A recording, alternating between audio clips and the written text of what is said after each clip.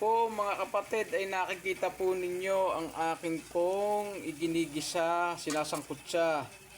Ito po ay sibuyas, bawang, luya at tuwalya ng baka. Ito pong niluluto kung ito ay hindi po lugaw, kung tawagin nila dito sa Bulacay lugaw. Hindi rin po ito kari-kari. Ito po ay lutong patsamba. Kung tawagin po rito sa Bulacan, lutong pacham. Ito po ay igigisa ko sa laing. At ipakikita ko po sa inyo ang laing. Ito po ang laing na aking pong pinakuluan na kanina pa. Na aking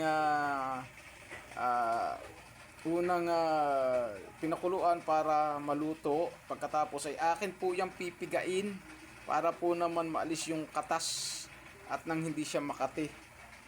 Pagkatapos po niyan ay yan po yung aking isasalang dito sa kawali, sa kasirola na may baka, sibuyas, bawang at luya.